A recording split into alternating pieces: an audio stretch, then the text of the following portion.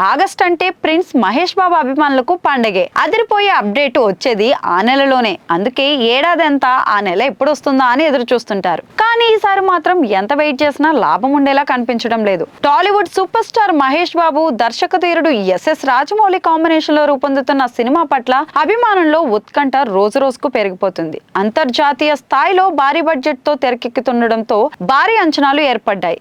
గత అనుభవాలను దృష్టిలో పెట్టుకొని ప్రాజెక్ట్ నుంచి ఎలాంటి లీకులు బయటకు రాకుండా ఆ ప్రాజెక్ట్ ను చిత్ర యూనిట్ అత్యంత రహస్యంగా నిర్వహిస్తోంది. కాగా ఆగస్ట్ లో మహేష్ బాబు పుట్టినరోజు సందర్భంగా అభిమానులు ఈ సినిమాకు సంబంధించిన అప్డేట్ కోసం ఆసక్తిగా ఎదురు చూస్తున్నారు. కానీ చిత్ర యూనిట్ మాత్రం ఈ సందర్భంలో కూడా ఎలాంటి బర్త్డే గిఫ్ట్లు ఇచ్చేలా కనిపించడం లేదు. రాజమౌళి సినిమా కోసం ఇంటర్నేషనల్ ప్రొడక్షన్ కంపెనీస్ భాగస్వామ్యం అందేందుకు ఆసక్తి చూపిస్తున్నాయని సమాచారం. దీంతో ఈ సినిమా డీలింగ్స్ పూర్తయ్యే వరకు ఎట్టి పరిస్థితుల్లో అప్డేట్ ఇవ్వకూడదని రాజమౌళి టీం నిర్ణయించినట్లు తెలుస్తోంది. అలాగే international promotions, Oscar campaigning plans కూడా ఉండడంతో ఇప్పుడు ఎలాంటి అప్డేట్ జోలికి పోవద్దని అనుకుంటున్నారు. 2027లో ఈ సినిమా రిలీజ్ అయ్యే అవకాశం ఉండడంతో వచ్చే ఏడాది 2026 ఆగస్టులో ఓ సాలిడ్ ఫస్ట్ లుక్ లేదా గ్లింప్స్ లేదా టీజర్ రిలీజ్ చేసి హైప్ పెంచాలని భావిస్తున్నారట. ఈ విషయం తెలిసిన అభిమానులు ఇప్పుడు కాస్త డిసప్పాయింటింగ్ అవుతున్నారు. మరికొందరేమో రాజమౌళి సినిమా అంటే వెయిట్ చేయాల్సిందేనని సర్ది చెప్పుకుంటున్నారు.